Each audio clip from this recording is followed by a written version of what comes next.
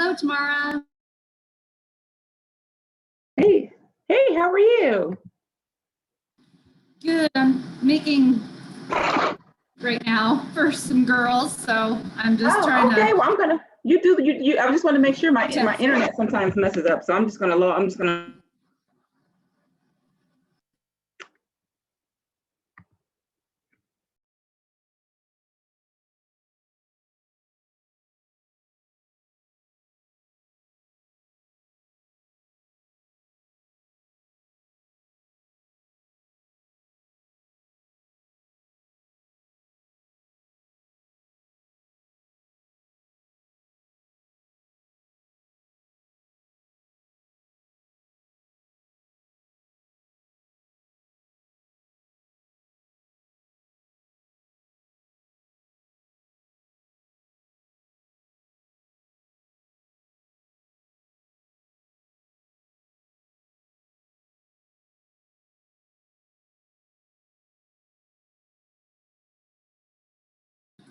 Hey, Casey. Thanks for being here.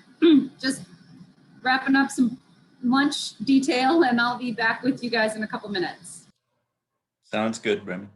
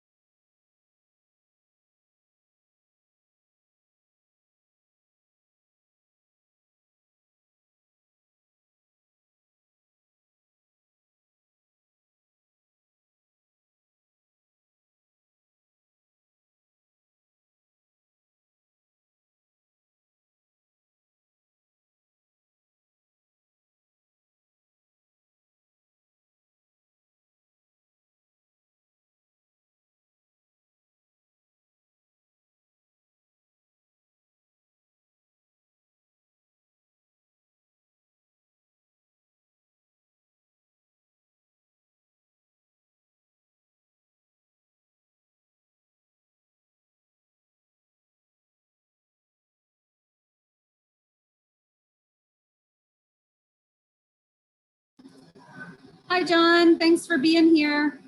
I'm gonna start one of the videos in like the next couple minutes to show while people are joining, but I'm just kind of wrapping up lunch for my girls here. So. All right, super.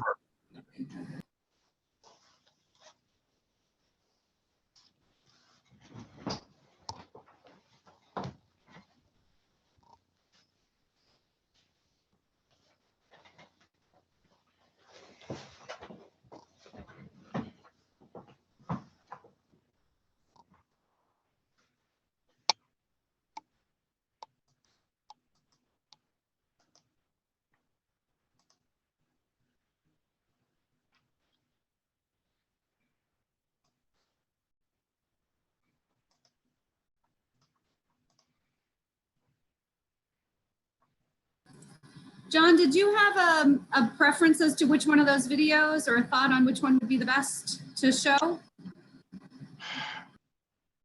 Well, I sent you 3 of them. Hang on one second. Let me look real quick. I think the first one may be the newest. Hang on one second, Remy.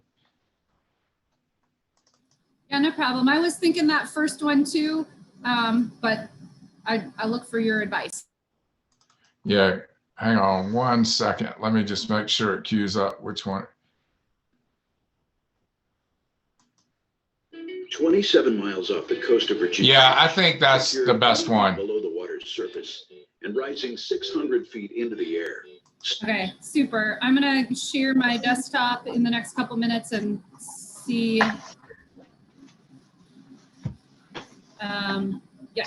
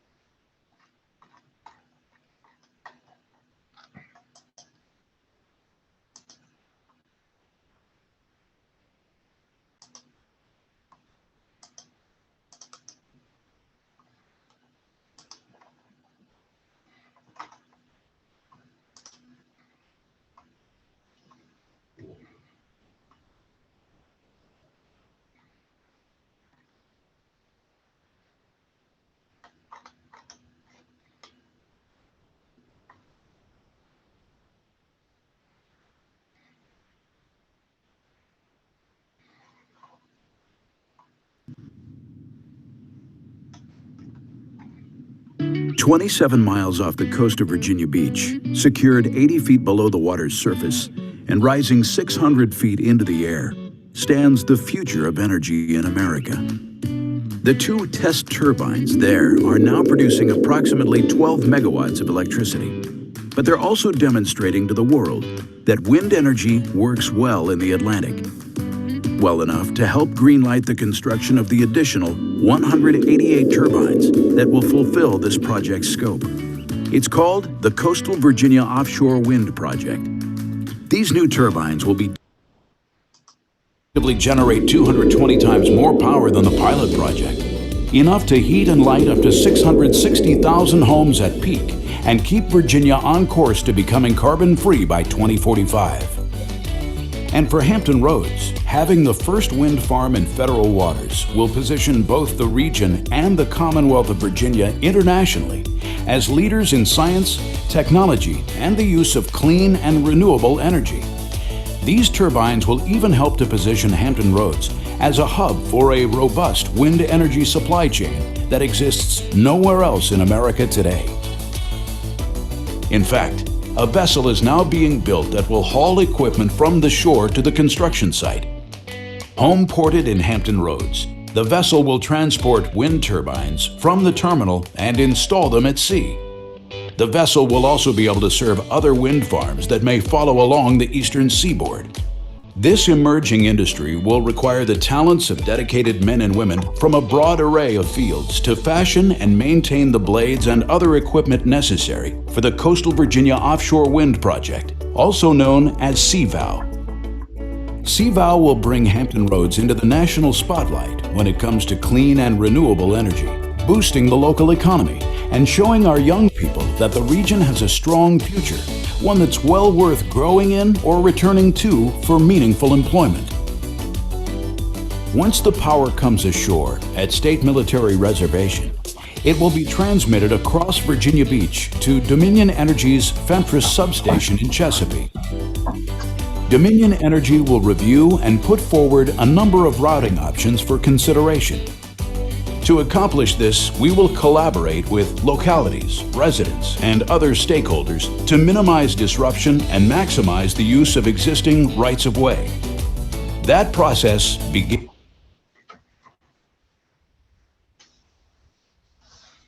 Sorry about that. I guess I screwed that one up. But anyway, hope you enjoyed the video. We're going to wait a little bit longer to see if we'll get some more folks to join us. I think maybe the link might have gone out a little late. Grace, I don't know. I may have sent the link out a little too early. Let me just resend it to everybody registered for today to make sure. And then we can go ahead and get started. Awesome. Yeah, we have about 58 folks registered for today, so we're expecting quite a few more to join us. But thank you, Casey, Tamara, John, and Tyler for being here today. So our speakers, if you want to put your video on, we're going to give it a couple more minutes, see if we can get some more folks to join us, and then we'll start with our introductions and get the discussion started.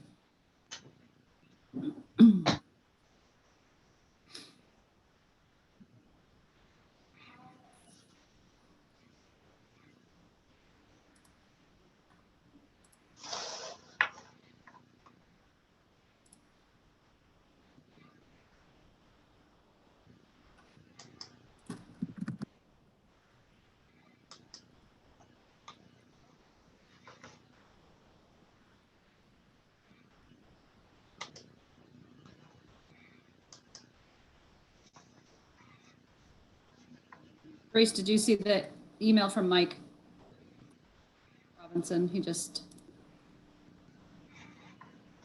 was saying he didn't have the Zoom info, so.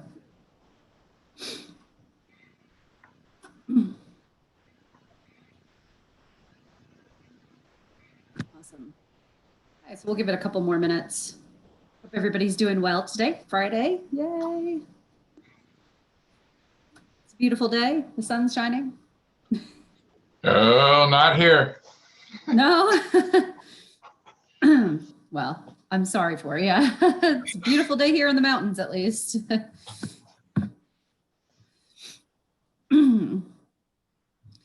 Wonderful. Okay. Well, as people are rolling in, I say we probably don't want to hold off starting too much later. So I will start by saying thank you to everybody who's currently here. And like I said, as folks are rolling in, we'll continue to engage and learn more about our audience. My name is Remy Pangle. I work at the Center for the Advancement of Sustainable Energy here at JMU. And we are hosting this fantastic workforce webinar series. And I'm really excited to see so many people participating. We had our first webinar last Friday on solar careers and well attended. And I think we had a really nice discussion, and I'm really looking forward to our wind career conversations today.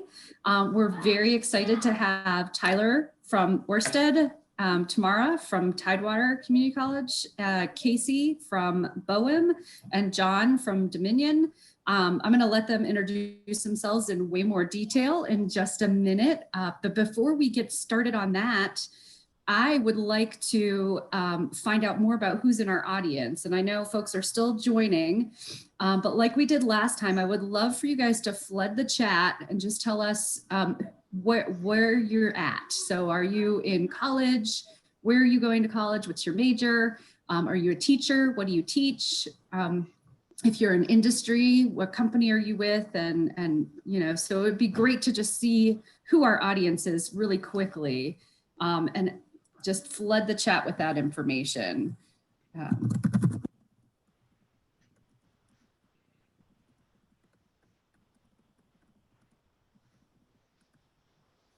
So seeing a lot of JMU folks here, and so glad to see you guys here. I know that the JMU faculty are giving extra credit for this one, so I think that's why we see so many JMU folks, but we're glad to have you. Jim, good to see you here. More JMU folks. Love all the amazing majors that are being represented here. It's so diverse, which I think you're going to find is something that we're going to talk quite a bit about today when it comes to wind energy careers. Wonderful. Eileen, great to see you here too. Great. So it looks like we've got a lot of college students in our audience. So panelists, I think we were prepared for that, but that's good to see. So with that, you can feel free to keep flooding the chat and introducing yourselves. It's great to see you all here. I will be moderating our conversation today, and it really is going to be a conversation. I want to keep this super informal. We have 4 amazing folks here that are in very different places in the wind industry and come from different educational backgrounds and do very different things. And I think it's going to be a great conversation for you to learn more about the diversity of this field and some of the amazing opportunities coming up for careers in wind energy in Virginia. And so I'm going to have everybody introduce themselves on the panel, and then I have a bunch of questions that I would like to ask, but only to fill the space until you guys get the courage up to start putting your questions in the chat. And Grace, my colleague here, is going to be monitoring the chat for us and making sure that your answers or your questions are answered by the panelists. So don't be shy. We would love to hear from you and know your story and anything that we can do to help answer questions or encourage you to pursue something in this wonderful wind industry. So with that, I'm gonna just start calling out panelist names, and I'll have you guys introduce yourselves. Take a couple minutes, feel free to say whatever you'd like, and we'll start with John. Hi, yeah, glad to be here today. My name's John Larson, and I've been with Dominion Energy since 1996. And currently my role is Director of Public Policy and Economic Development, and recently just added our outreach team to my organization, which is a group responsible for internal and external outreach to employees, and then as well as to the communities in which we serve electric and gas utilities to. Actually, I've been in a number of different roles at Dominion Energy, and one of the most exciting aspects about working with offshore wind again is that I worked in the early stages of planning for the 2-turbine pilot project that's currently operating off the coast. You know, really the majority of my time today, time in these days is spent around the Virginia Clean Economy Act, and focused not only on offshore wind, but the 16,000 megawatts of solar and 2,700 megawatts of storage that the company looks forward to developing or working with third parties to get in place to serve the needs of our customers in compliance with the Virginia Clean Economy Act. I do live in the Richmond area, and I have a BS in chemical engineering from North Carolina State University. Wonderful, John. Thanks so much for being here. Looking forward to the conversation. How about Casey? Good afternoon, everyone. My name's Casey Reeves, and I work for the Bureau of Ocean Energy Management. We are housed within the Department of Interior, and I work for the Renewable Energy program as a project coordinator. I've been with the Bureau for about 10 years, and my background is in major infrastructure permitting, pipelines, transmission systems, land-based wind, and I've worked across the country for about the last 16 years on major infrastructure, solar, wind, gas permitting. BOEM is the lead federal agency, and I currently manage the coordination of the review of the Coastal Virginia offshore wind commercial project, and coordinated the review of the pilot project that John had just mentioned. The first 2 turbines to stand up on the federal OCS, the Outer Continental Shelf. Prior to being in infrastructure management and coordination, I spent 8 years in the Air Force, where I was a crew chief on F-16s and 117 stealths, and I have a master's in public administration from Clemson and a master's and bachelor's in environmental management from the University of Maryland. Great to be here today. Thank you so much, Casey. I think this is going to be such a wonderful conversation, and the variety of folks that we have here. Tamara, would you like to introduce yourself, please? Absolutely. I just gotta find that unmute button. Well, good afternoon. I'm Tamara Williams, and I serve as the Vice President for Workforce Development at Tidewater Community College in the Hampton Roads area. And so it is a pleasure to be here. A little bit about my background. So I am from the I have an educational background. So I've been in higher education for, I hate to even say this, but it's been 24 years now. So a long time. Started my stint in higher education at the University of Toledo in the College of Engineering. And that is where I really fell in love with workforce, where I placed students in various co-op opportunities who were attending the University of Toledo. Also spent some time in Detroit, Michigan as the Dean of Career and Technical Education. Also spent some time in Ohio as an Associate Vice President of Academics. Also spent time in North Carolina at Central Piedmont Community College, where I oversaw academics and workforce. And I'm currently the Vice President at Tidewater Community College. So I have been in curriculum and higher education, working with students for a very long time. Enjoy that part. You know, I have a master's in higher education administration, currently pursuing a doctoral degree in higher education. And I will say that, you know, my heart is with students. So I understand all of what you're going through, and I really work with students on a day-to-day basis. But really today, my job and my role is to make sure that we have curriculum ready for the new trends in the wind industry. And so I spend a lot of time with our faculty developing curriculum. I spend a lot of time with the business and industry, making sure that I understand what their needs are and to make sure that we have a developed pipeline for the new jobs that will come on board. That's a little bit about me. So thank you for having me. Thank you so much, Tamara. And I love having you here because I think that it's an important link in the chain, right? We've got these great industry folks, and we've got lots of students in the audience, and I think it's important that we do talk about curriculum. And that is an important role in our supply chain that I think sometimes is overlooked when we talk about careers. Tyler, love to hear from you next. Thank you. Yeah, thanks, Remy, and thanks for setting this up, and thanks for having me.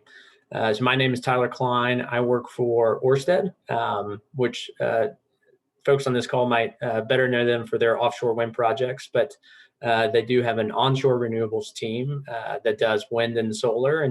And specifically, my job within Ørsted is to basically sell the power from our projects, both our development pipeline of projects that have yet to be built, as well as those that are currently in operation. And so I'm based in Charlottesville, Virginia, where we have a local office of about 20, 25 folks. I primarily my work is centered around Texas. So it's certainly interesting over the past few weeks, as you can imagine. So it's been interesting to see that, but yeah, it's been an interesting journey over the past few years. Previously, I was in the Army for about 7 years, doing nothing related to renewable energy, and happy to kind of talk through that and what kind of led me to choose a path in renewable energy, but certainly have enjoyed my journey so far and looking forward to it, and happy to answer any questions that you guys might have. Awesome. Thank you, Tyler. And that was a perfect segue into my first question for you guys, which was, as we're waiting for folks to put their questions in the chat, was to learn a little bit more about your unique pathway that brought you to renewable energy. Because I know everybody's education seems to speak to kind of a unique way that they got to that industry. So I just thought I'd give everybody a little bit more time, and I'll start with you, Tyler, since you mentioned it. If you want to tell us a little bit more about your unique pathway. Yeah, certainly. So I had a BS in civil engineering as my undergrad, and a part of I did a bit of a summer abroad, if you will, with Engineers Without Borders in Israel, my summer before my senior year. And part of that was basically building wind turbines from basically junk pieces, outside of maybe building the actual turbines themselves out of wood, or carving. I did not do that. I am not that skilled. But it was just an eye-opening experience in terms of, we have this natural resource at our disposal that we can use and that can have a substantial impact on people across the board. And certainly that experience was much more focused on, very rural Bedouin communities who typically did not have any access to power. And this provided that sole access to power to have a light, charge something that otherwise they might not be able to charge. And so I pursued that and did a bit of a senior thesis that was also associated with wind. And then I went into the Army, and again, I did nothing with engineering, nothing with my degree. But I knew when I got out that I wanted to do something that was, again, had a mission behind it. It was mission driven. It was purposeful. And I felt that, something within the renewable energy space was a great fit. I really had enjoyed the experience back in college. And so I started looking into and pursuing those opportunities. Had a substantial outreach actually to the veteran community, which has a pretty sizable presence, maybe unknown, but a fairly sizable presence within the energy broadly, and certainly within the renewable energy space as well. And had a myriad of connections that was really felt very fortunate, very blessed to be put in a place where I could, pursue multiple opportunities. I'm originally from North Carolina, so I got to come back a little bit closer to home in Virginia. And so settled down and was able to land a job with a company in Charlottesville called Renewable Energy at the time. And now that has then become Ørsted, but have certainly enjoyed, again, the journey so far. You will find in this career, in this space, that there's not a single day that you don't learn something new, which is challenging, but also really exciting. Thank you, Tyler. I just think that's such a fantastic journey, and it really does show the one thing that I think we can all agree on is that passion for doing good things is something that drives all of us. I think in this industry, it's such a nice way to be a part of something that's good for the planet. So I love it. Awesome. Tamara, I know you're higher ed, and did you ever like have a unique pathway that kind of led you to renewable energy higher ed, or? You know what? That's interesting. I was thinking about the question, Riri, when you were asking. I'm like, oh goodness, what will I talk about as my pathway? Gosh, one thing I can say is that you never know where your path will go. I started in as an undergrad student and thought I wanted to really be an attorney, and just changed my major so many times. Ended up in communications, and I will tell you that I had come from a family of educators. And so my mom was also in higher education, and I ran from it. I just ran from it. I said, I don't want to be in higher education. You work too hard and you make no money. And so here I am today in higher education. So you just say never. But I will tell you that my time at the University of Toledo, when I worked in the engineering program, when I was placing students in their co-op jobs, and a little bit about what the University of Toledo started was a new program where students, where you graduate in 4 years, it became a 5-year program for engineering students because they had a mandatory co-op.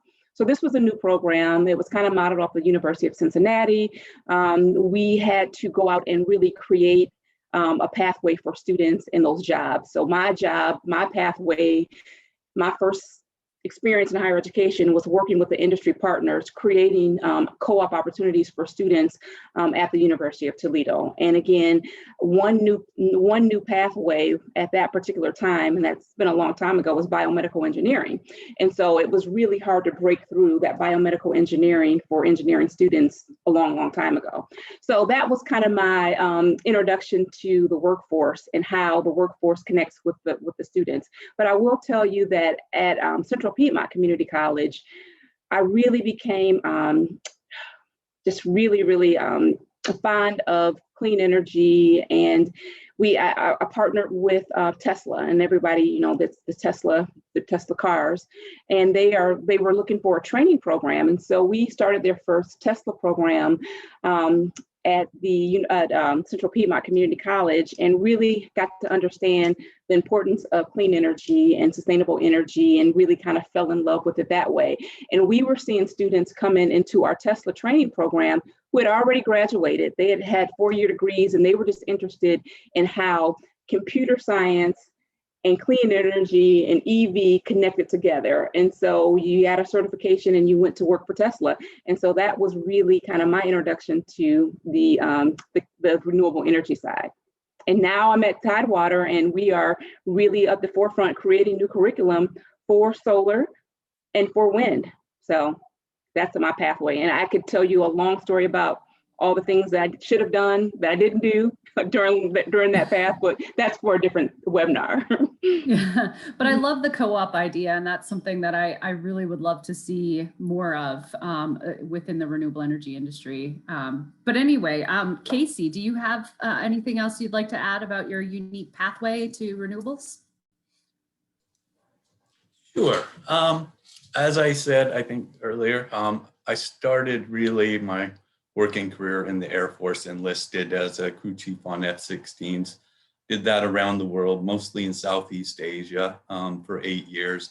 And I always had an interest in big, complex machines. Stealth F-16s were fun to work on, and I was lucky to get the military training on those. But when I left the service, I left from Misawa, Japan, and they offered to send me anywhere that had a base in the US. So I picked up a bachelor's degree in environmental science while I was in, and I went to Alaska and got a job with the Alaska Department of Natural Resources.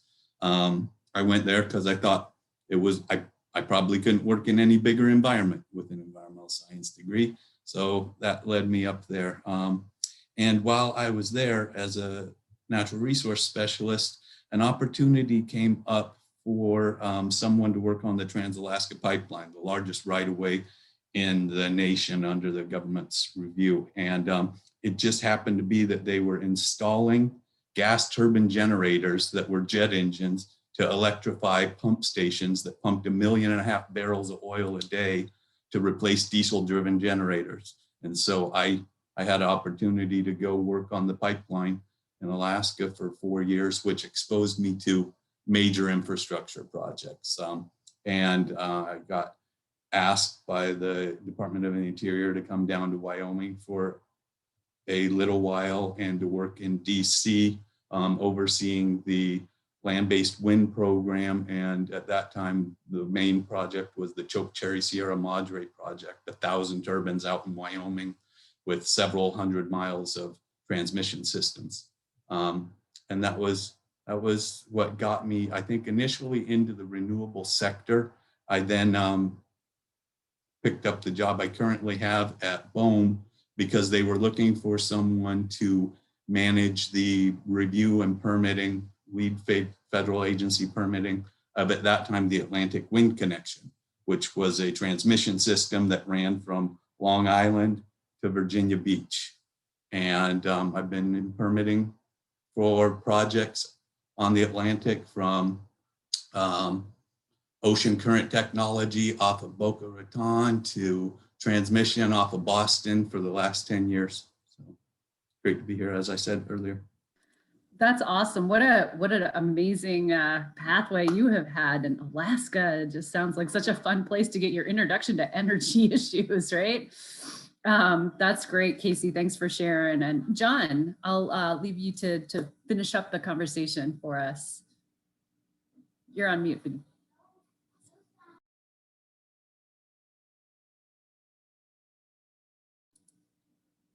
You're still on mute, John. There we go.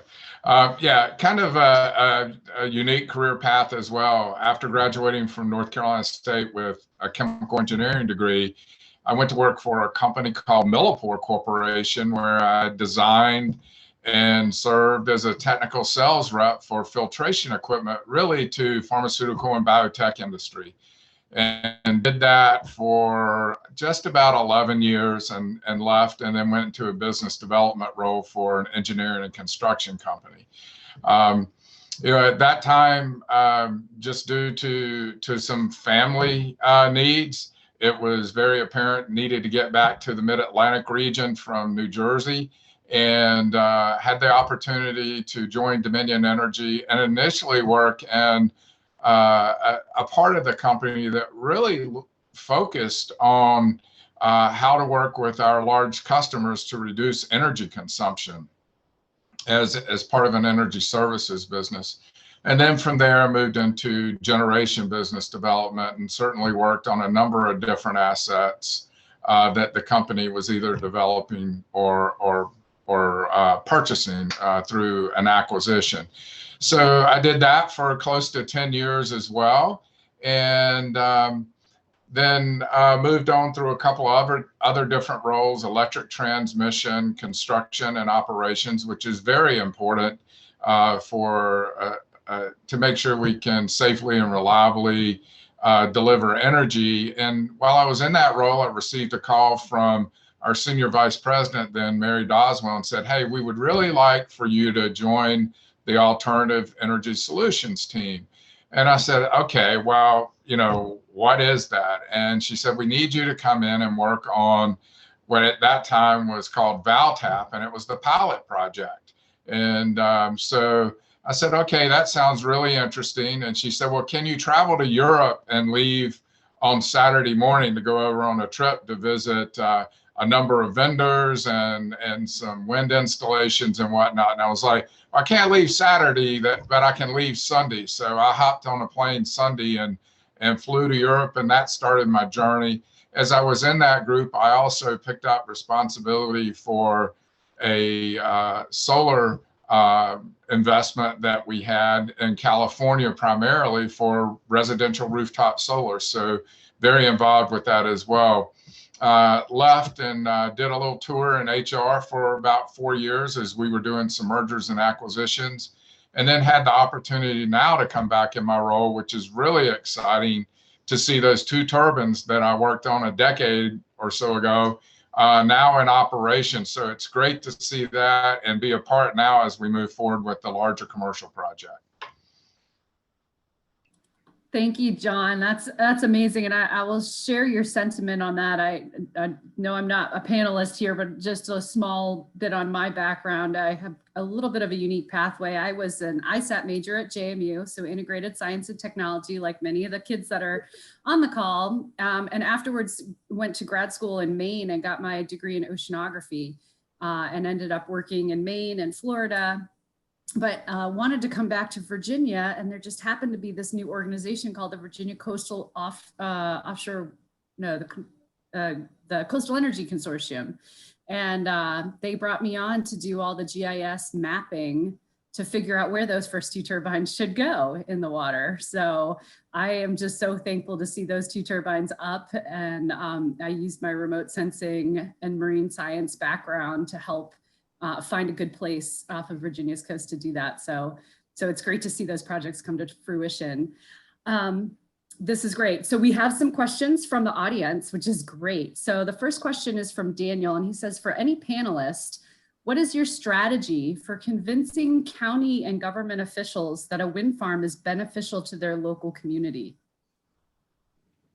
I don't know, Tyler, maybe is that a good one for you to field? Yeah, sure. I mean, it's a great question. And it's certainly not an easy task. I mean, so just a little bit of background. I do work on our development pipeline. I mostly work on the sales, right, of power. So our development team, project development team, is really the ones kind of at the, on the ground, working with the communities, working with the appropriate stakeholders, whether it's landowners, neighbors, concerned citizens, county officials, you name it. But it is a great question. And I think at the end of the day, there are several benefits. Certainly, you have to work through the challenges, right? Some folks might be concerned around, how it looks or their impact to viewshed. Some folks might be worried more about civil concerns. There's a little bit different dynamic when we talk about solar, right? But for wind, I think, at the end of the day, we try to come into a community and not, try to throw our weight around, because that's just not going to work. And it's not how it should work. So I think we approach it with a lot of humility, and we enter in these communities knowing that we need to be good partners, knowing that we need to be good stewards. There is surely a pretty sizable economic incentive just typically from a tax-based perspective. Again, this is kind of state to state, locality to locality, so it's all very dependent on what is offered in a specific jurisdiction. But I think there's a lot of economic incentive. It does provide kind of a lot of landowner royalties, right? So I think if you're talking about an area of the country that is really subject to agriculture and where that market is and the kind of exposure they may or may not have, this provides a steady base of revenue for those farmers that they otherwise might not have access to. And I think that's really important, and it is a little bit different than solar in the sense that you can obviously work around wind turbines when you have them. There's obviously access roads that in really large, apologies for my dog, in really large, ranches or farms, they might not have access roads built to kind of a suitable level, but because of the nature of the kind of equipment that has to get rolled into these sites, we have to build, or the contractor has to build, access roads that can withstand pretty large pieces of equipment, et cetera. So there's a lot of benefit there that I think that we can communicate, and I think we have to effectively communicate that to the locality to let them know that there's a lot of benefits there. And again, we have to put our money where our mouth is. We have to kind of walk the walk as well. So it's not that we can put these wind turbines up and just abandon it and not be good stewards, not be good neighbors within the community. Thanks, Tyler. John or Casey, I don't know if either of you want to speak to kind of the tactic that Virginia took as developing their offshore wind project, because as John alluded to, that we were studying this offshore wind project since the early 2000s, and the turbines just went up last year. So we did a lot of due diligence. Can either of you speak to that in terms of the effect on the community and how you brought them into that? Yeah, I can start and talk a little bit about, really in 2011, or when conversations started in detail with many of the stakeholders that would be involved, in the process. And beginning, that really kicked off the interest in pursuing offshore wind. And as we begin going through that, and I'll let Casey speak more to this, but research lease area and working with BOEM was established as some of their programs. And these first 2 turbines are actually under the guise of the requirements and of a research lease. So we partnered with the Commonwealth of Virginia through the Department of Mine, Minerals, and Energy, and they are actually the leaseholder for the 2-turbine demonstration or pilot project. And then Dominion is the owner and operator of that equipment. So there's a lot of opportunity for collecting data and learning more about that. And it will serve to inform not only Dominion as we move forward with the permitting and development of the larger commercial project, but as well other offshore wind developers in the U.S. As being the first ones to have gone through the BOEM process for permitting as the lead agency for turbines in U.S. federal waters. So Casey, I'll turn it over to you if you have any other thoughts. I think a lot of it has to do, a lot of my position, and I manage projects from conception to installation operation across the board, stakeholder outreach and the lot. And a lot of times it's is spent in clearing up misconceptions. And I think it's important to maintain a professional scientific integrity and honesty. And you may have people who are disinterested or in opposition because they may not they have conceived something that may not be realistic. And I think that goes with a lot of projects. It is a slow and necessary process to go through. It did take 10 years for the first 2 turbines. And I remember early on getting comments on the first notice that we went out for comment for. And I still remember this day, 4th grade class at Virginia Beach sent us comments. And one of them from one of the 4th graders was based on the cost of the project, $350 million anticipated. And they said, do you know how many bikes you can buy for $350 million? If you want to save the planet, why put 2 wind turbines? But it's stuff like that. That is awesome. So I think you deal with it all in stride. Yeah. Thanks, Casey and John. Yeah, and Daniel, I hope we answered that question to your preference there. But the other thing is our center at JMU. We also offer the opportunity to provide third-party unbiased information for folks. If a county is looking at getting a wind farm or something like that, if they're really concerned about the impacts and understanding the benefits, a lot of times we come in as kind of an unbiased party to be able to provide some more information to kind of clear up the misconceptions that Casey referenced, so that when they go to make that decision to either approve or deny that project, it's based on sound science and factual information, as opposed to sometimes there's just a lot of misinformation out there. So I think we're all really working hard to make sure that communities can make a good decision based on their needs. But as Tyler said, we're all there to work together and to make a good decision. So great. So we have another question from Elizabeth. She asked, do you guys find it frustrating working in a field of renewable energy when it feels like non-renewable energy companies are booming and working against you? It's kind of an interesting question. Doesn't have to be all panelists, but if anybody on the panel would like to take a jump at that one. Yeah, I mean, I can take a stab. I mean, I would say there's certainly there's rhetoric that you see in the media, and by people that have a presence, and then I think there's another story, another set of yeah, another story that you see that's kind of on the ground. I mean, I think at the end of the day, we need to make sure that we're hand in hand within the power industry, that we're delivering safe and reliable and affordable electricity. Certainly, there can be parties that that will kind of move against one another, and that goes both ways, unfortunately.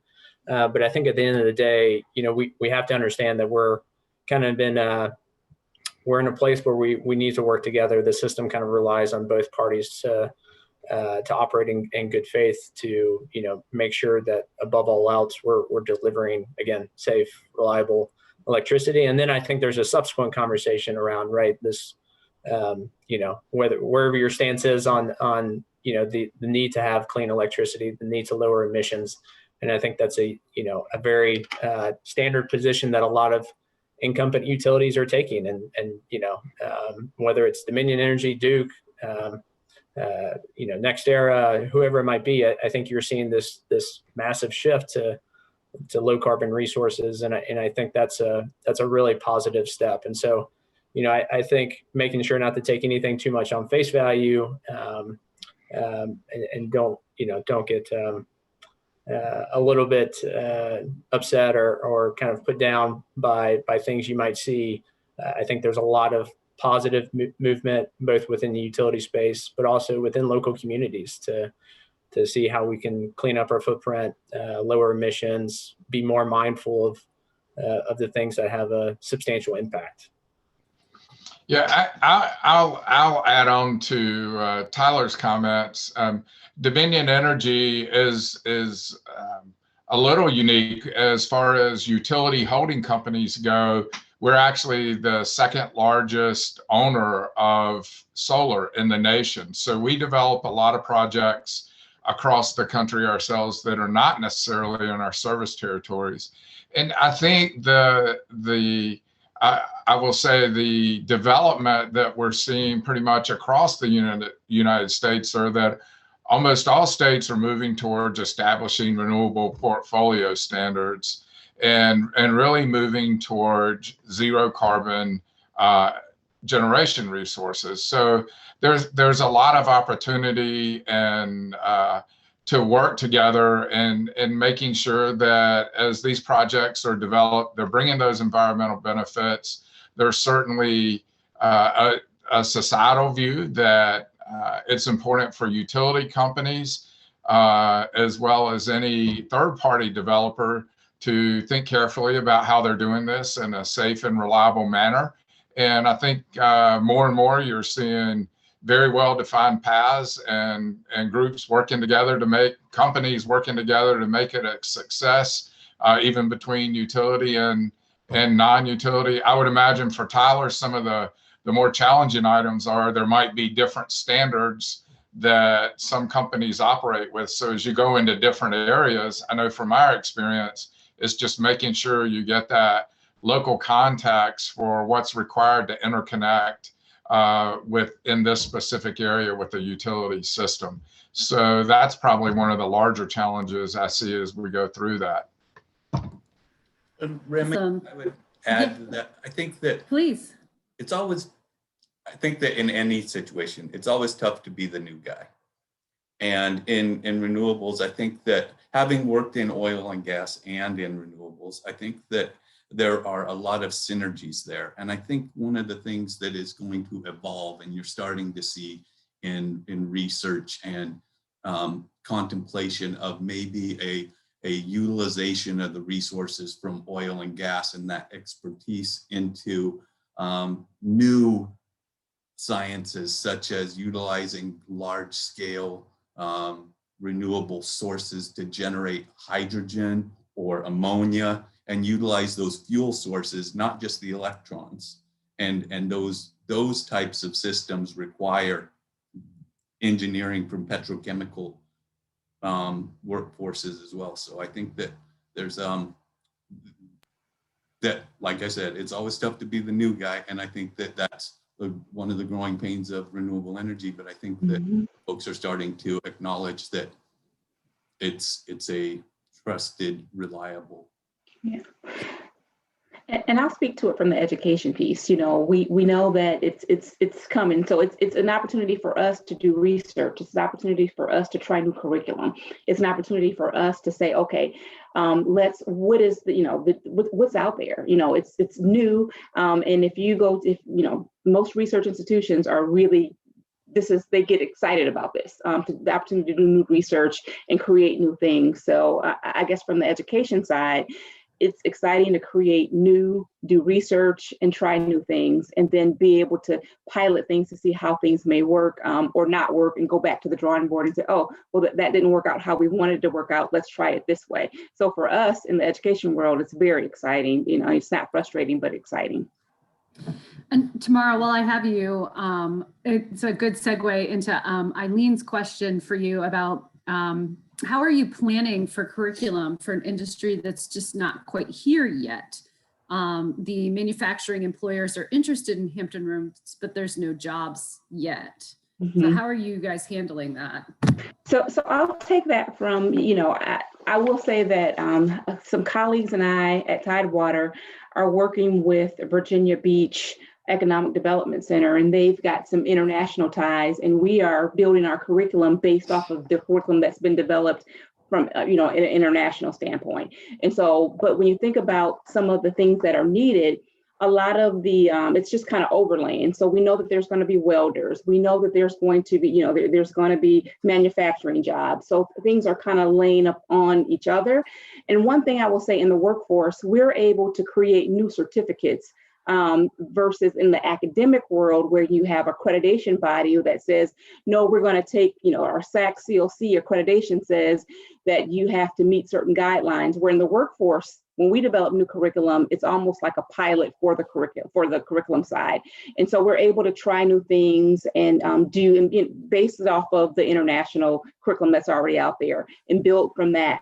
And so we are relying on, international curriculum. We're relying on our industry partners to say what's needed. And right off the gate, I do know that we are working to get more welders, because that's going to be a part.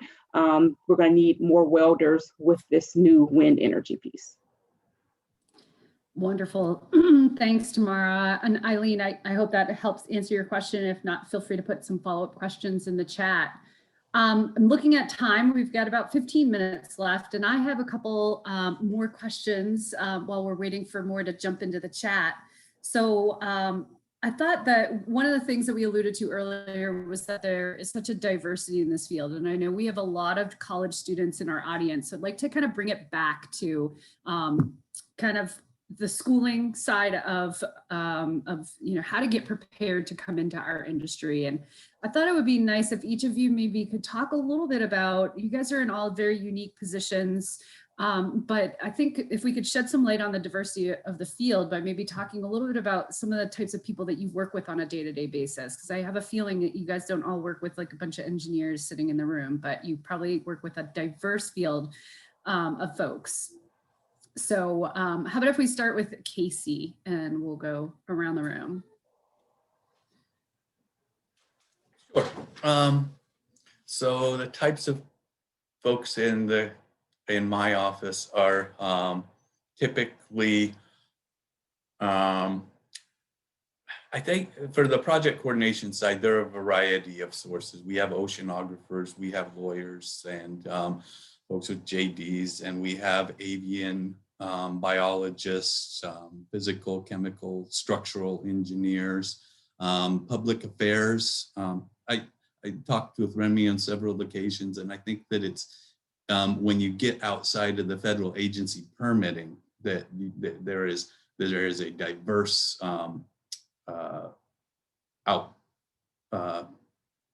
more diversity. We're specifically, I think, more related to the environmental and engineering aspects of reviewing the projects. And so I manage the coordination of teams of, we have acousticians looking at marine acoustics. We have economists looking at royalty rate development for projects. We have risk analysts who come from a variety of backgrounds, who look at who have to review the enormous packages that Dominion and others submit for their financial assurances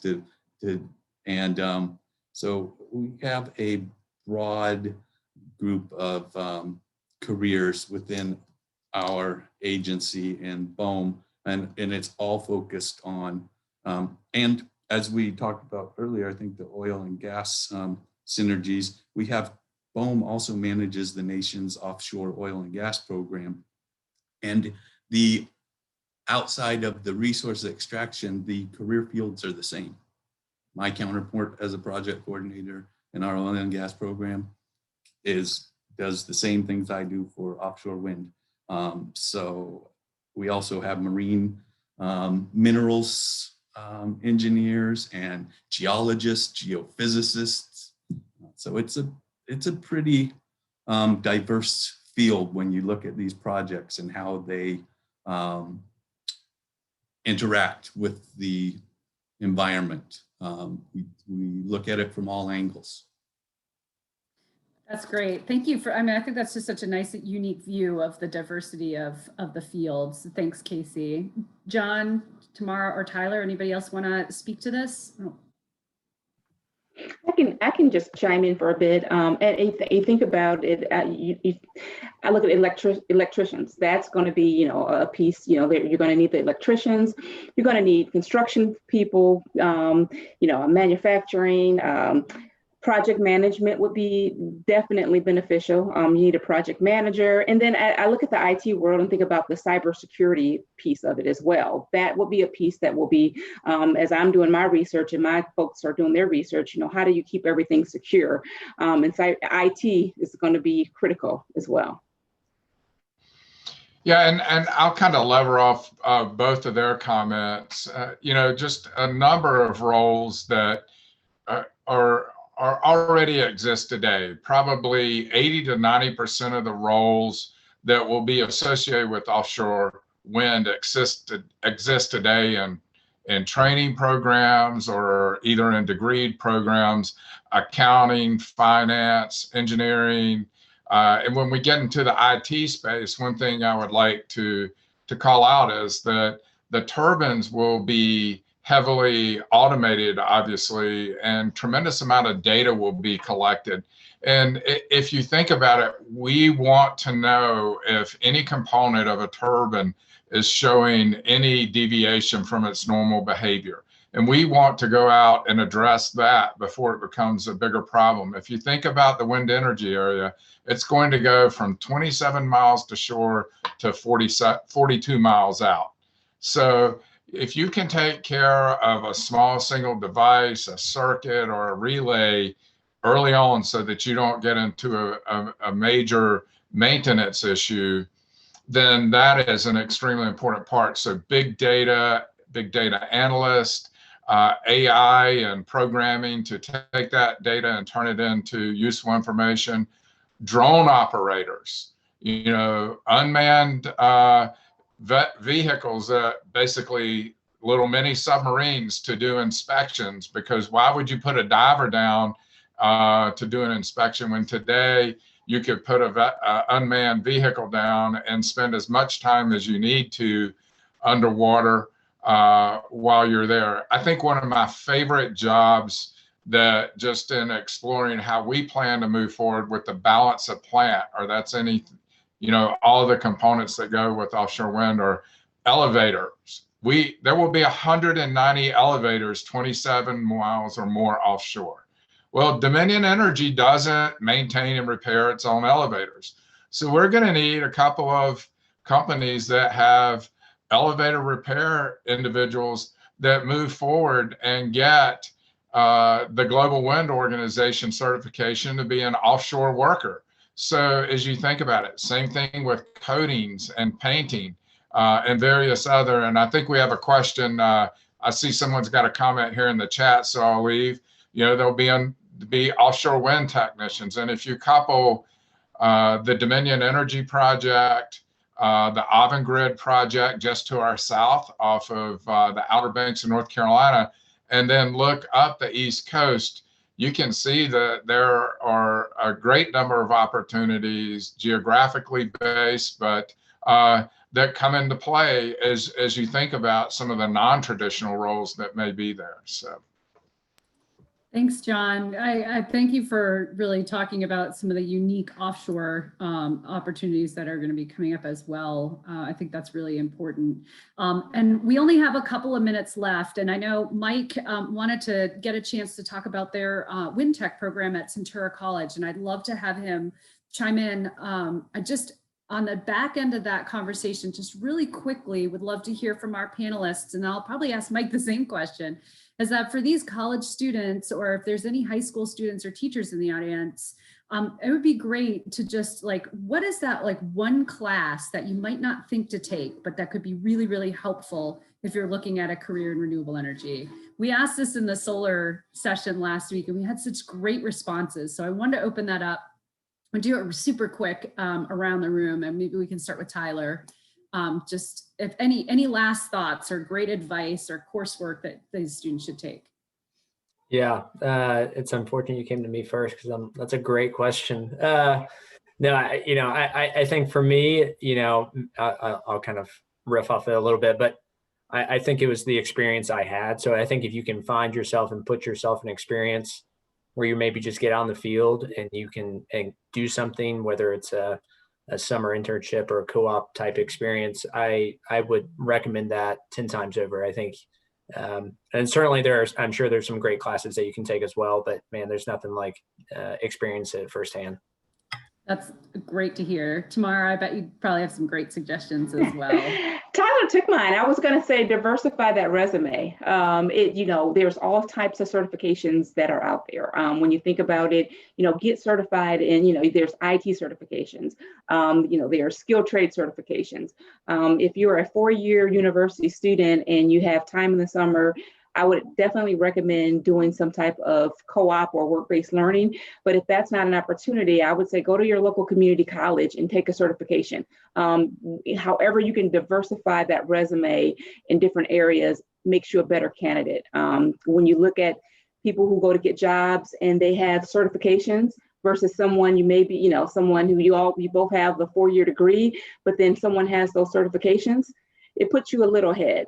So I would say I would highly recommend going to a community college and getting some certifications if you have time.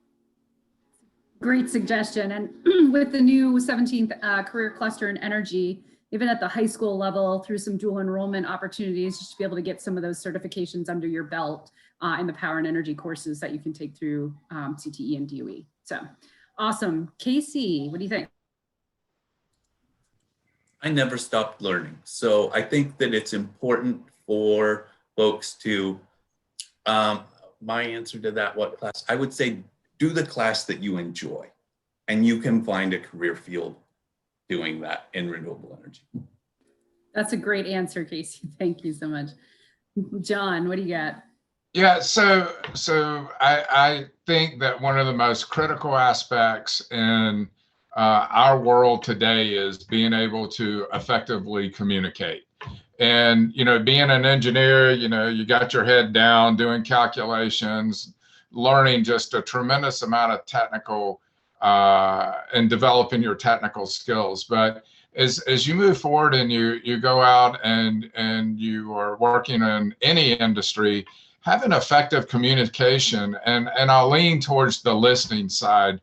The outreach that Casey and Tyler had referenced earlier, and being able to talk to any stakeholder in a process, and that includes everything from regulators to going and speaking to someone that's next door to the energy installation or infrastructure that you may be developing, is very critical and important to understand what their needs are, and to be able to make sure that they get consideration and addressed, and working with the community in which you live and which you operate. Great advice. And I know that on our last call, when we were talking solar, the two big things that came up a lot, and I'll just leave you with these last thoughts, were business classes and political science classes.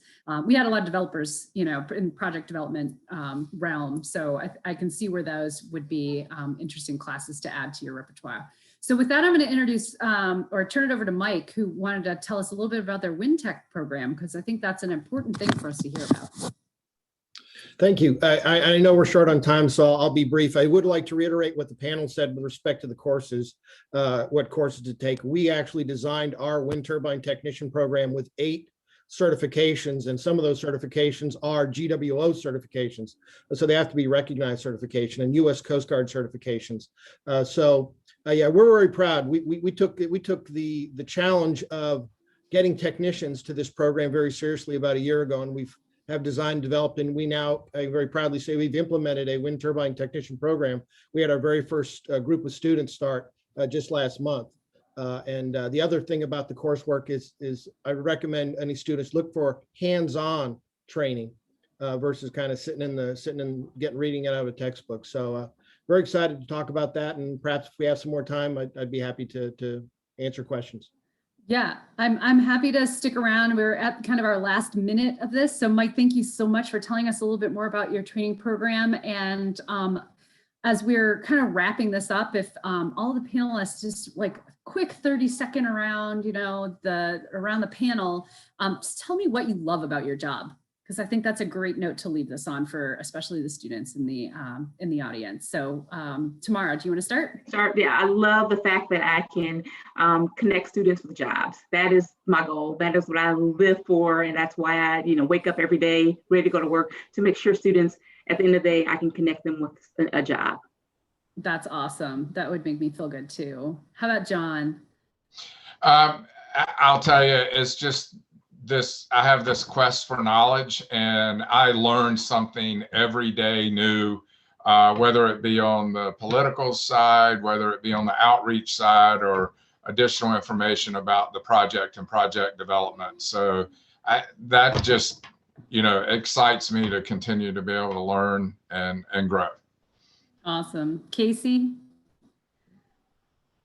Yeah, I'd second that, John. And I love the complications and how hard it is. Maybe that's difficult to describe, but it is not. These projects are very complex and take a dynamic and huge team to have them come to fruition. And I, as John said, I learn something every day. Awesome. And Tyler, want to leave with your note? Yeah. I mean, I would very much echo what they just said. I mean, that was going to be my answer. I guess to piggyback off it a little bit, I would say, certainly complex problems, and certainly the people that are in this space are very dedicated to the cause, are doing it because it is mission driven kind of purpose for them. And so I think you just attract a lot of high quality talent, a lot of people that are willing to work together, willing to put their heads together and solve really hard problems. So I think to add on to what they just said, it's a great environment to solve problems, and it's great people to solve problems with. I agree 100%. Thank you, panelists. This has been a really fascinating conversation. I really hope that our students and other folks in the audience got something great out of it. Happy to stick on the line for a couple more minutes. If anybody has any last minute questions, they just want to unmute themselves and chat. But otherwise, thank you. And we will send out the recording of this video when it's ready. And you can always check back to the website and we'll post it there as well. Thank you again. Thanks, Remy. Thanks, John. Thanks, Tyler. Thanks, Casey and Tamara. This is awesome. Thank you so much for having us. Yeah, I'm glad we got some questions from the audience this time. So that was really great. So yeah, thank you. Absolutely. So well, I've got to pop off to another meeting. So understood. Yeah. Me as well. Thank you again. All right. Thank you. Bye.